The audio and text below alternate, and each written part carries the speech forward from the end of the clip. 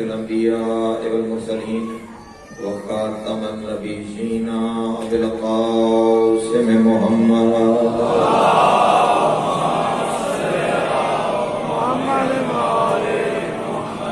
وآله الطيبين الطاهرين المعصومين الشرفاء الذين أذهب الله عنهم الرجس وطهرهم تطهيرا.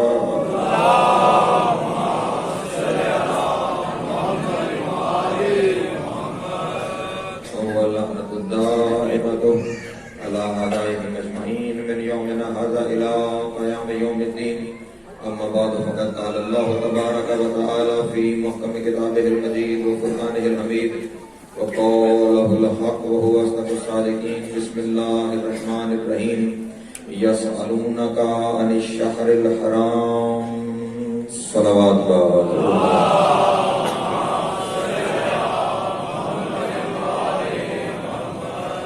ایک دفعہ بلندر صلوات ہو جائے.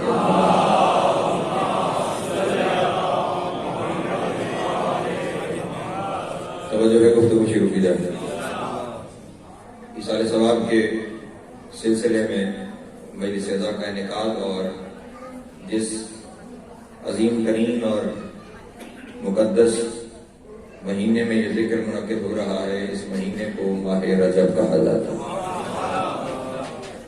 خداوند عالم نے جن مہینوں کو محترم بنایا ہے ان محترم مہینوں میں ایک مہینہ رجب کا مہینہ. 3 مہینے مسلسل ایسے مہینے ہیں کہ جنہیں کوئی نہ کوئی نسبت دی گئی ہے.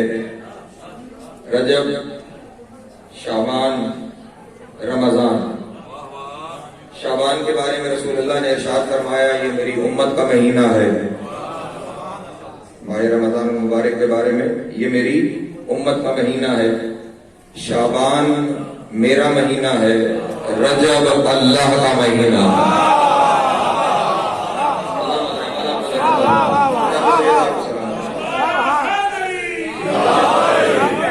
رمضان میری امت کا مہینہ، شعبان میرا مہینہ، رجب اللہ کا مہینہ. یا رسول اللہ یہ وجہ کیا ہے؟ رمضان کو امت کا مہینہ کیوں کہا گیا؟ شعبان کو آپ نے اپنا مہینہ کیوں کہا؟ رجب کو اللہ کا مہینہ کیوں کہا گیا؟ ایک جملے میں رسول اللہ نے تمام مہینوں کی علتوں کو صرف ایک جملے میں بیان کر ڈالا. رمضان امت کا مہینہ، شعبان میرا مہینہ، رجب اللہ کا مہینہ. جس مہینے میں جس کا فائدہ ہوا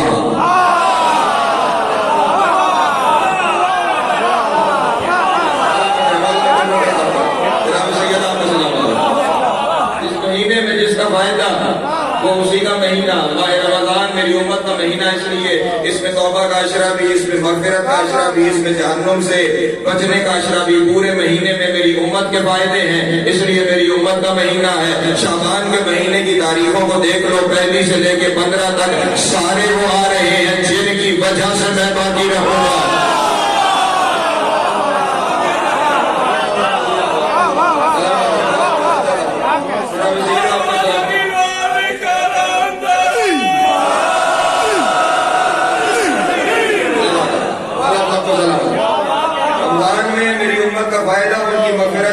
بخشش ہے، ان کے گناہوں کی معافی ہے، اس لیے میری امت کا مہینہ ہے. شعبان میں سارے وہ آئے ہیں جن کی وجہ سے قیامت تک میرا نام باقی رہے گا. اور رجب میں وہ آیا ہے جس نے آگے اللہ منوایا.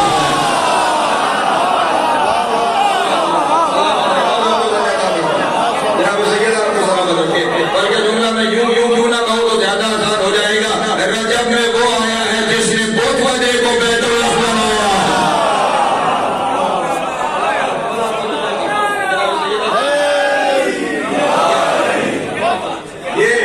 عزتدار مہینہ اللہ کا مہینہ. اور خداوند عالم نے اس مہینے کو بڑی عظیم ترین نعمتوں سے نوازا. اور اس مہینے کے خصوصی اعمال معصومین علیہ السلام کی جانب سے دیے گئے ہیں. بلکہ ان تفصیلات میں جانے سے پہلے ایک جملہ اور کہہ دوں تو رجب کی اہمیت اس سے اور بہتر واضح ہو جائے گی. اس مہینے میں 2 معراجیں ہوئی ہیں. صحابہ کرام تشریف فرمائے ہیں. تحریک نواز فقہ جعفریہ کا مرکزی وقت سرکار علامہ سید محسن علی شاہ ہمدانی صاحب جو ناظم الامور ہے تحریک نواز فقہ جعفریہ صوبہ پنجاب کے، ان کی قیادت میں ضلع راولپنڈی کے صدر جناب حاجی عبداللہ چوہان صاحب اور قائد ملت جعفریہ آغا سید حامد علی شاہ موسوی نجفی کے نواسے جناب سید جوان علی شاہ مشہدی صاحب وہ تشریف لائے ہیں. میں خان والے کی جانب سے ان کا شکریہ بھی ادا کرتا ہوں. اس رجب کے مہینے میں 2 معراجیں ہوئی ہیں. توجہ فرمائیے گا، اس مہینے میں 2 معراجیں ہوئی ہیں. پہلے تاریخیں بتا دیتا ہوں اور پھر ایک جملے میں تفصیل بیان کر دوں گا. ایک معراج ہوئی ہے 13 رجب کو، ایک معراج ہوئی ہے 27 رجب کو. فرق اتنا ہے 13 رجب والی معراج میں علی محمد سے ملنے عرش سے فرش پہ آئے، 27 والی معراج میں محمد علی سے ملنے فرش سے عرش.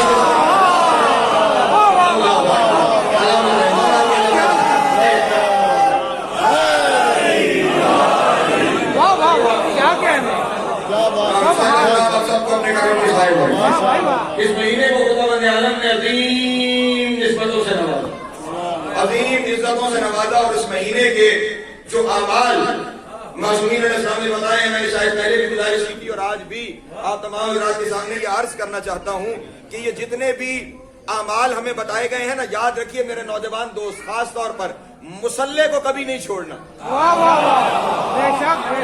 مصلے سے کبھی دوری اختیار نہیں کرنی. مصلہ وہ سواری ہے جو عرفان کے سفر پہ لے جائے گا.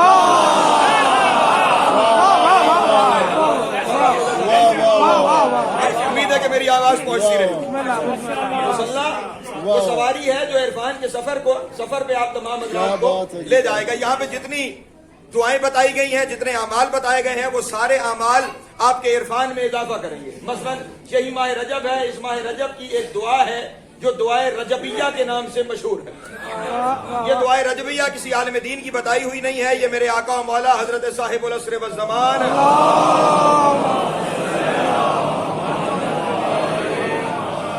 امام علیہ السلام نے اپنی توقیع میں اس دعا کو تعلیم فرمایا ہے اور ارشاد فرمایا کہ ہر مومن کو چاہیے کہ ماہ رجب کی ہر رات میں اس دعا کی تلاوت کرے.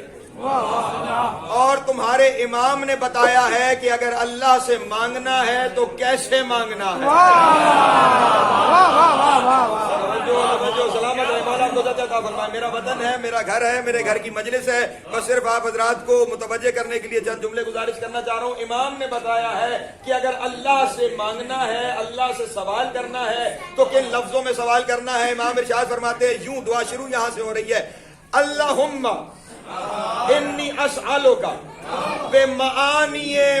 بمعانی جمیع ما یدعوک بہ ولاۃ امرک. اے میرے اللہ، اب ہم کیسے مانگے؟ امام بتا رہے اے میرے اللہ، ہم تجھ سے مانگتے ہیں ان تمام لفظوں کے معنی کے ذریعے جن سے تجھے تیرے امر کے ولی بلاتے ہیں.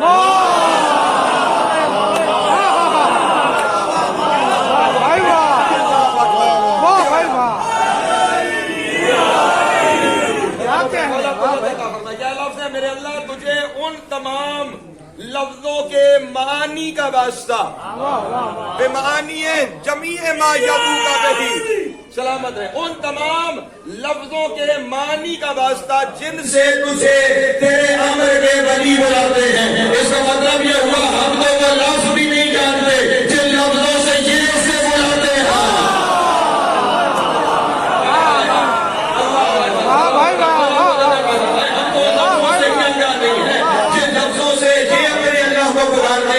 ہم تو ان کے ذریعے پکارتے ہیں، ہم تو ان کے ذریعے پکارتے ہیں. جتنے اس کے اسماء حسنی ہے نا، جن اسماء حسنی سے ہم اسے پکار رہے ہیں، اسماء حسنی کا کوئی لفظ ہی موجود ہے جن کے ذریعے ہم اسے کہہ رہے ہوتے یا رحمان یا رحیم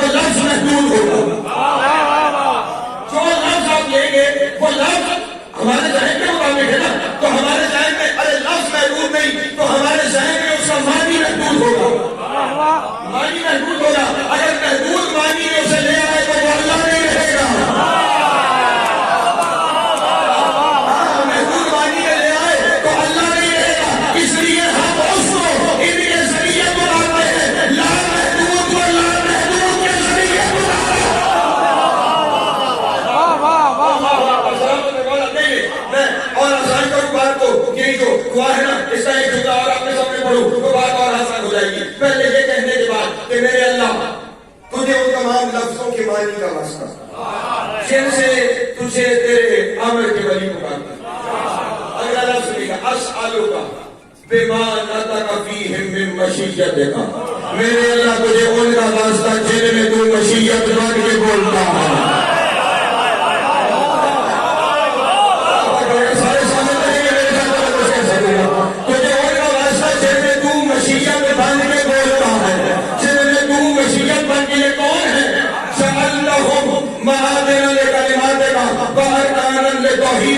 یہ وہ ہیں جنہیں تو نے اپنے کلمات کی گانے قرار دیا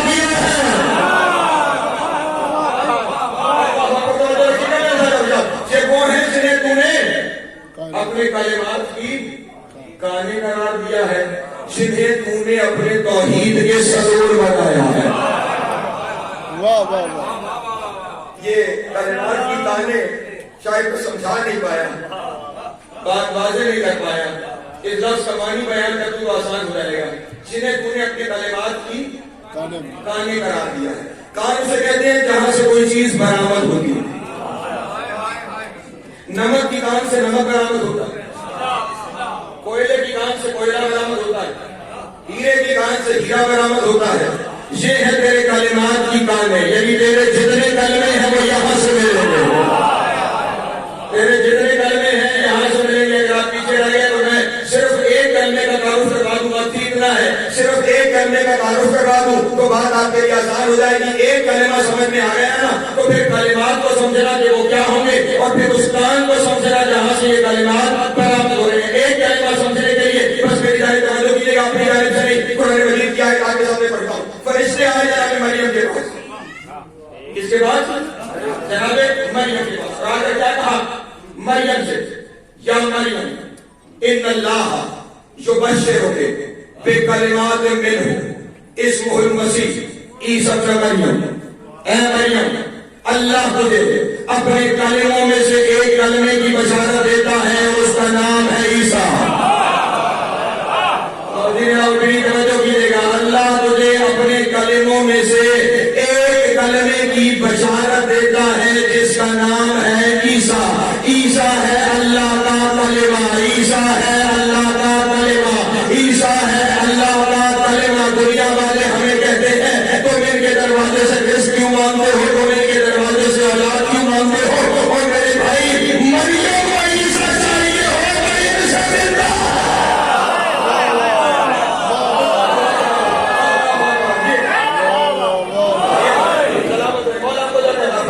مریم کو عیسیٰ چاہیے ہو تو وہ بھی ان کے دروازے سے ملتا ہے. تو اگر مریم کو مل جائے تو میں مانگ لوں تو اجر کیا ہے؟ ایک سلوات پڑھے باہر.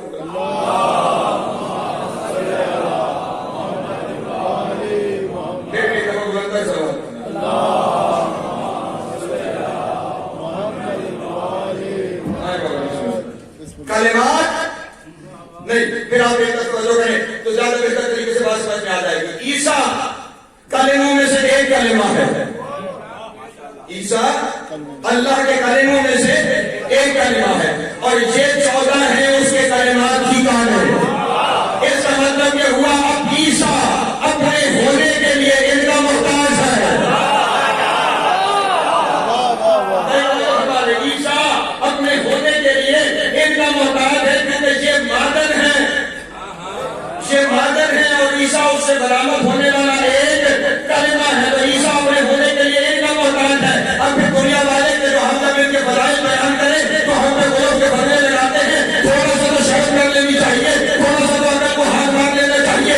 یہ جو محتاج ہے اپنے وجود کے لیے ان 14 کا، اسے قرآن میں اللہ نے خالق بھی کہا ہے.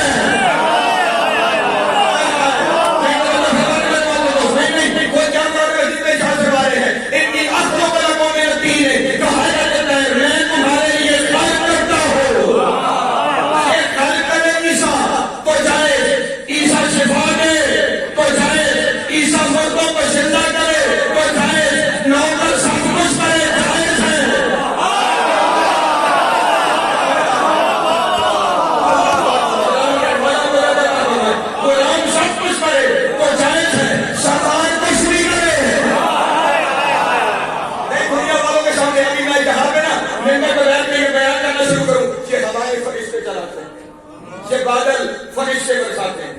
یہ سورج فرشتے کا رخ کرتے ہیں، یہ سورج فرشتے کا رخ کرتے ہیں، یہ چاند کا نظام فرشتوں کے ہاتھ میں ہے، یہ ماں کی شکل میں بچوں، ماں کے شکل میں بچوں کی شکلیں فرشتے بناتے ہیں، یہ سارا نظام فرشتے چلاتے ہیں، زمین سے اناج تک فرشتے اگاتے ہیں، آپ کی نیکیاں برائیاں فرشتے لکھتے ہیں، کائنات کے سارے نظام فرشتے چلاتے ہیں، جتنے بیٹھے ہوں گے کسی مذہب کے کسی مسلک کے ہر ایک کہتا کو دکھائی دے گا سبحان اللہ سبحان اللہ سبحان اللہ، نوکروں کا بیان کروں اور سبحان اللہ، مالکوں کا بیان کروں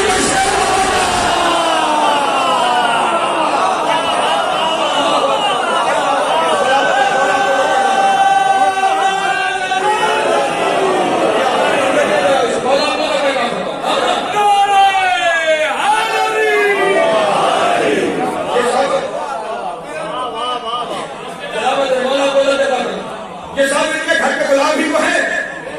ایک کا جو سردار ہے نا جبریل، توجہ میری جانب رکھیے گا، جو فرشتوں کا سردار ہے جبریل، وہ اس قدر عظیم ترین مقام و مرتبے پہ فائز ہے کہ جب بھی کسی نبی کے پاس آیا ہے نا تو آ کر اس نے صرف اللہ کا پیغام پہنچایا ہے۔ حضرت نوح کے پاس آ کے کہا اللہ یہ ارشاد فرما رہا ہے کشتی بناؤ، جبریل اس سے پہلے تو روئے زمین میں کشتی موجود ہی نہیں، کیسے بنائیں؟ کہا ہم بتائیں گے، آپ بتائیے، ہم بتائیں گے آپ بنائیے۔ اچھا جبریل بتاؤ، درخت کاٹیے، تختے بنائیے، میخیں 14 ہم بارش سے لائے ہیں،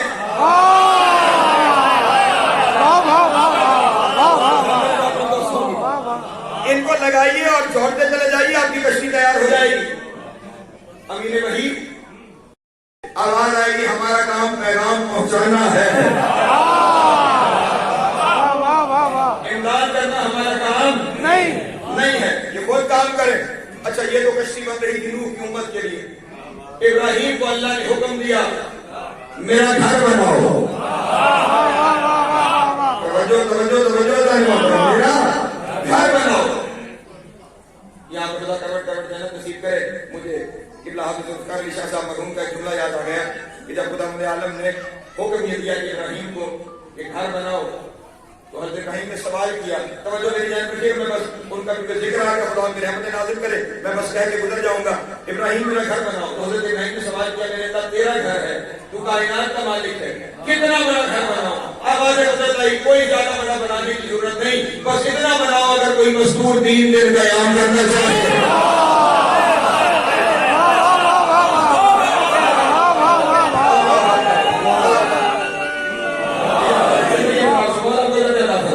جبریل نے آج حکم دیا خدا عالم نے کہہ رہا ہے میرا گھر بنائیے۔ اچھا کیسے بنانا ہے؟ یہ حد معین ہے، یہاں پہ بناؤ، وہ جبل نور کی چوٹی سے پتھر لے کر آؤ۔ جنہوں نے مدینہ دیکھ رکھا، مکہ دیکھ رکھا ہے، وہ میری بات کو بہتر سمجھ پائیں گے جبل نور کہاں ہے اور حرم کہاں ہے۔ درمیان میں کم از کم 40 پہاڑیاں آتی ہیں، پیچھے جا کے جبل نور، وہاں سے پتھر نکال کے لاؤ اور یہاں پہ آ کے میرا گھر بناؤ۔ یہ وہاں سے جو جبل نور سے جو پتھر نکلے تھے نا، ان پتھروں سے جو غار بنی تھی اس کا نام ہے غار ہرا۔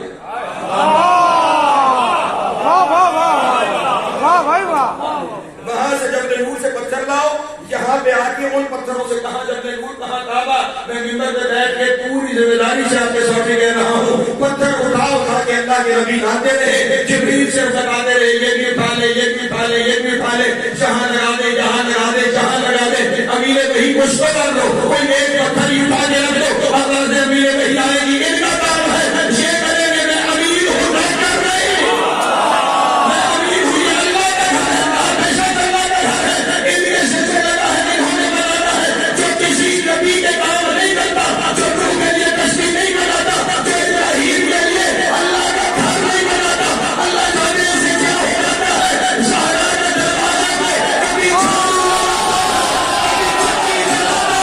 کبھی چھوڑ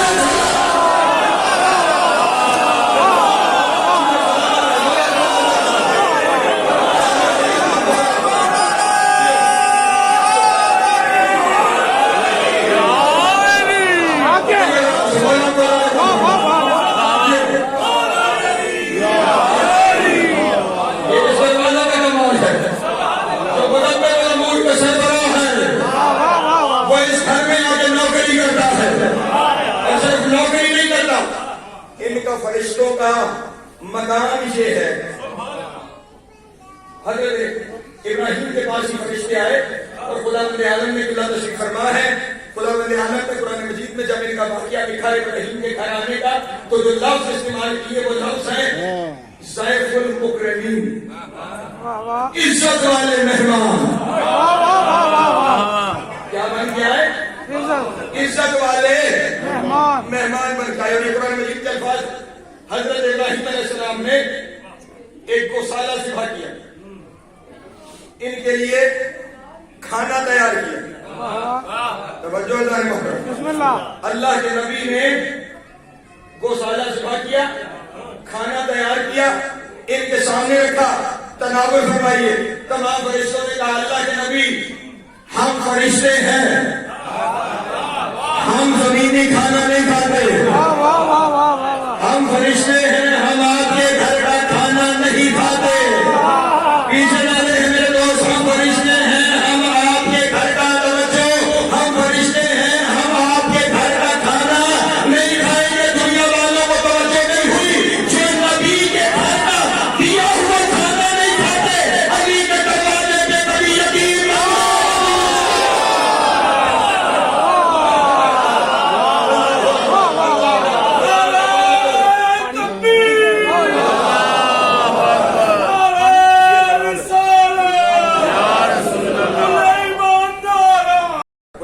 اپنی بارگاہ میں منظور فرمائے اور باقیوں کو اس نقش قدم پہ چلنے کی توفیق عطا فرمائے. کیا عرض کر رہا تھا میں آپ کے سامنے کہ وہ جو باقی نبیوں کے کہا ایک مسوجہ میری جانب رکھیے گا، جو جہاں آتا ہے وہاں بیٹھتا ہے اس میں سمیت رہو ہوتے ہیں. باقی نبیوں کے یہاں میرے اور بابا جی کے درمیان جو وقفہ اعلان ہوگا اس میں پھر جس نے آگے آنا ہے وہ آگے تشریف لیا. ایسے گفتگو کا تسلسل جو ہے وہ سارا تو سارا بیٹھ رہا ہوگا.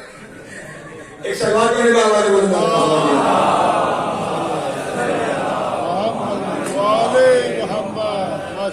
جو نبیوں کے لیے کوئی کام نہیں کرتے وہ اس گھر میں آ کے کبھی جھاڑو چھوڑتے ہیں، کبھی چکی چلاتے ہیں، کبھی جھولا چھوڑاتے ہیں. جو نبیوں کے گھر سے دیا ہوا نہیں کھاتے وہ ان کے گھر میں آ کے کبھی یتیم بن کے، کبھی اسیر بن کے، کبھی مسکین بن کے مان کے لے جاتے ہیں. جو نبی کے گھر میں کہہ رہے تھے ہم فرشی کھانا نہیں کھاتے. اب جانے اس گھر میں کیا برکت ہے کہ یہاں کا لے بھی جاتے ہیں اور سارا استعمال بھی کرتے ہیں. میں آج آپ کے سامنے یہ کر رہا تھا نوکروں کی فضیلتیں بیان کرتے چلے جاؤ، سبحان اللہ ہوتی چلی جاتی ہے. سرداروں کی بات بیان کرنا شروع کرے تو شیخ اور زور کے فتنے لگنا شروع کر دیتے ہیں. میں نے بات شروع ہی کہاں سے کی تھی؟ یہ ان کا کرم ہے کہ یہ اس کے اور ہمارے درمیان آ گئے ہیں، ورنہ ہمیں کبھی پتا نہ چلتا کہ وہ کیا ہے. اسی لیے میں دنیا والوں کو کہا کرتا ہوں اللہ کا اقرار کرنا شرک نہیں ہے، ان کا منکر ہو جائے تو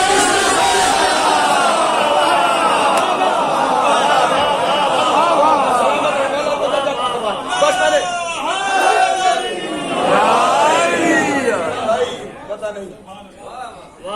حدیث سن لو، ختم ہو گیا میرا بیان. بابا جی ان کو سب جانو اسپیکر جانے.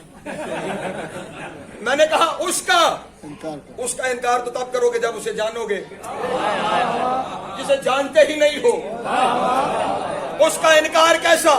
انکار ہاں اس نے قرآن مجید میں خود ارشاد فرمایا ہے سبحان اللہ عما یشرکون، وہ تو تمہارے شرک سے بلند تر ہے، وہ تو تمہارے شرک سے بالاتر ہے. نہ اسے جانتے ہو نہ اس کے ساتھ شرک ممکن ہے. پھر شرک ہے کیا؟ میرے 6ویں امام سے پوچھا گیا مولا شرک کیا ہے؟ امام نے ارشاد فرمایا ان اللہ نصب علیا علما بینہ و بین خلقہ من عرفہ کان مومنا ومن انکرہ کان کافرا ومن جاہلہ کان ظالما ومن اطاع علیا وغیرہ کان مشرکا. امام نے ارشاد فرمایا اللہ نے علی کو اپنے مخلوق کے درمیان نشانی بنا کے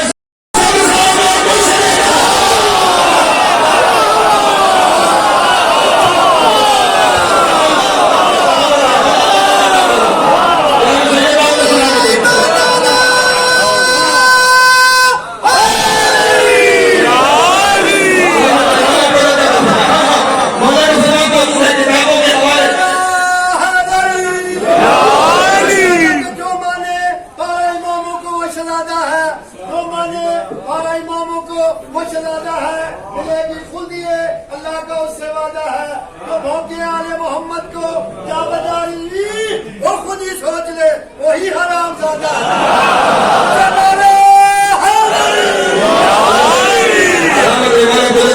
اس وقت مجھے نہ چھیڑے بہتر ہے چلے انہوں نے روائی کر دی تو میں اس کی ایک دلیل پیش کرتا ہوں۔ واقعہ بڑا تفصیلی ہے، اگر آپ کے سامنے بیان کروں تو پوری مجلس ایک اسی بات میں گزر جائے گی۔ خداوند عالم نے جب حضرت آدم کو خلق کر دیا تو یہ حکم دیا کہ ذرا نظر اٹھاؤ اور عرش کی جانب دیکھو۔ حضرت آدم علیہ السلام نے عرش کی جانب دیکھا تو ارشاد فرماتے ہیں وہاں پہ لکھا ہوا تھا لا الہ الا اللہ و محمد النبی الرحمہ و علی مقیم الحجۃ۔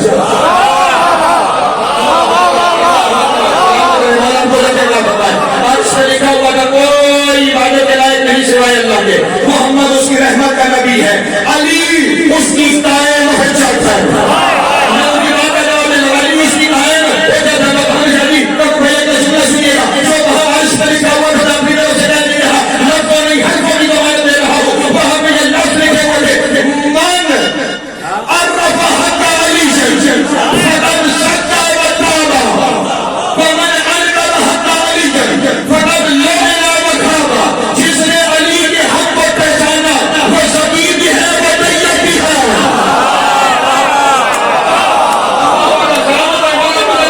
جس نے علی کے جس نے علی کے حق کو پہچانا وہ شقی بھی ہے وہ طیب بھی ہے۔ کتنا تشریف فرما ہے، شقی کا مطلب بھی بات ہے، طیب کا مطلب بھی بات ہے، تو پھر یہ دونوں لفظ کیوں استعمال کیے کہ شقی بھی ہے وہ طیب بھی ہے؟ میں قرآن سے آپ کو مطلب دونوں بتا دیتا ہوں۔ شقی خداوند عالم نے حدیث کے بارے میں ارشاد فرمایا هو الذی بعث فی الأمین رسولا منهم یتلو علیہم آیاتہ ویزکیہم۔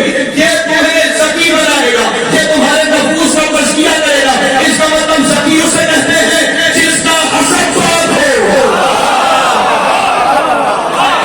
شقی اسے کہتے ہیں جس کا حسد پاک ہو۔ طیب کون ہے؟ ضرب اللہ مثلا کلمۃ طیبۃ کشجرۃ طیبۃ۔ اللہ تمہیں ایک کلمہ طیبہ کی مثال دیتا ہے جو شجرہ طیبہ کی طرح ہے۔ اس کا مطلب طیب اسے کہتے ہیں جس کا نسب پاک ہو، شقی اسے کہتے ہیں جس کا حسب پاک ہے، طیب اسے کہتے ہیں جس کا نسب پاک ہے۔ اللہ کہہ رہا ہے جس نے علی کا اقرار کیا اس کا حسب بھی پاک ہے، اس کا نسب بھی پاک ہے، اور جس نے علی کا اقرار کیا اس کے حسب کا بھی لعنت ہے، اس کا نسب بھی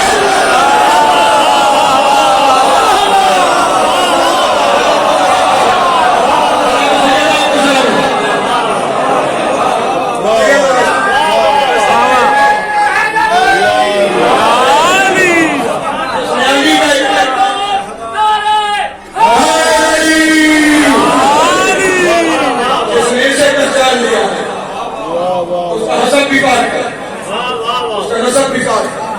جس نے اس کا انکار کر دیا اس کا حسب پہ بھی لعنت، نسب پہ بھی لعنت۔ اور یہاں تک لے آئے تو اگلا جملہ سنیے تو وہاں پہ لکھا ہوا خداوند عالم ارشاد فرما رہا ہے اقسمت بعزت، ہاں لفظ باہر دیکھیں، مجھے قسم ہے اپنی عزت کی،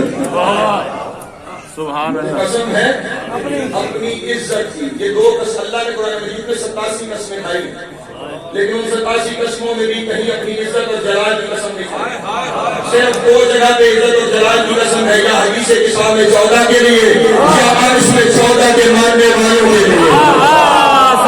مجھے قسم ہے اپنی عزت کی ان ادخل الجنۃ من اتاہ فإن عصانی، مجھے اپنی عزت کی قسم ہے جس نے علی کو مانا چاہے میرا نافرمان ہی کیوں نہ ہوا اسے جنت میں جاؤں گا۔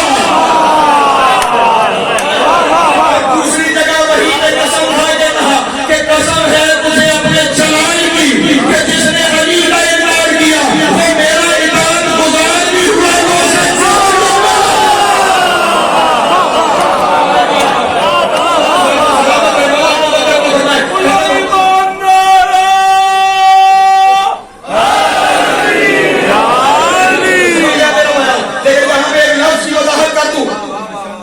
اللہ کی چاہت کیا ہے اور علی کی چاہت کیا ہے؟ آسان لفظوں میں علی کی چاہت ہے لا الہ الا اللہ، اللہ کی چاہت ہے علی جل ولی اللہ۔ اور رسول اللہ کو ایک مشتری تحفے کو ختم ہو گیا ہے میرا بیان آپ کے تصور سے پہلے۔ رسول اللہ نے امیر کائنات کو مشتری دی اور فرمایا کہ علی جائیے اور اس پر لا الہ الا اللہ لکھوا کے لے آئیے۔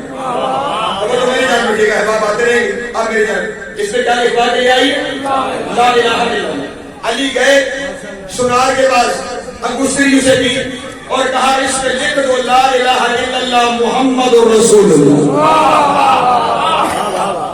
انگشتری دے کے کہا اس میں لکھ دو لا الہ الا اللہ محمد رسول اللہ۔ اس نے لکھ دیا، علی انگشتری واپس لے کر آئے، رسول کو پیش کی، رسول نے انگشتری کو دیکھا، یا علی میں نے کہا تھا لا الہ الا اللہ، آپ نے ساتھ محمد رسول اللہ بھی لکھوا دیا۔ آپ جواب دینے والا علی ہے نا، کہا یا رسول اللہ لا الہ الا اللہ محمد رسول اللہ کے بغیر اچھا نہیں لگتا۔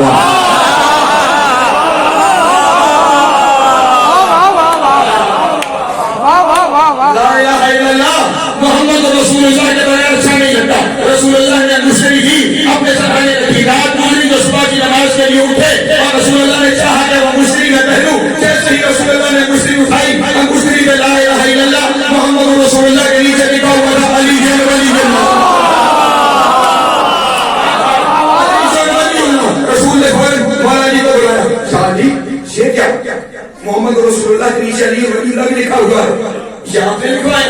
کہا نہیں یا رسول اللہ میں نے نہیں لکھوایا۔ یا علی میں نے بھی نہیں لکھوایا، یہ کس نے لکھوایا؟ اب یہ بات ہو رہی کہ جبریل نازل ہوا، یا رسول اللہ اللہ پاک درود و سلام یہ کہہ رہا ہے کہ جو آپ کو پسند تھا وہ آپ نے لکھوایا، جو آپ کو پسند تھا وہ محمد نے لکھوایا، جو مجھے پسند تھا وہ میں نے۔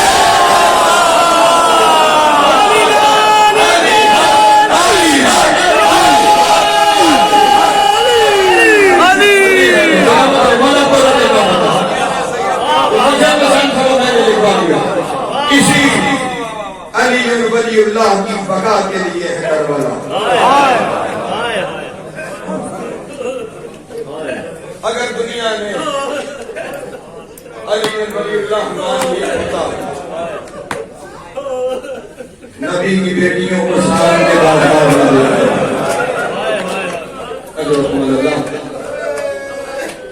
میرے بعد جس شخصیت نے کتاب فرمانا ہے جی بھائی کی مسائل سنائیں گے، آپ جی بھائی کی سنیں گے۔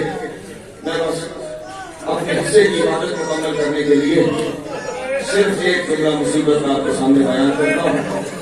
شام کا بازار اور رونے کے لیے ایک راستہ بھی۔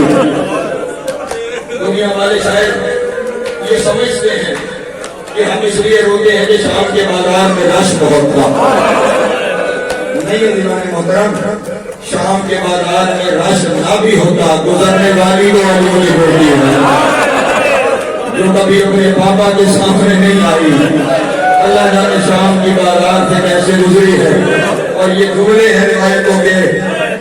ایک ایک لفظ کی ضمانت دے رہا ہوں، اتنا رش تھا شام کے بازار میں، علی کی بیٹی کو بیٹھ کے بازار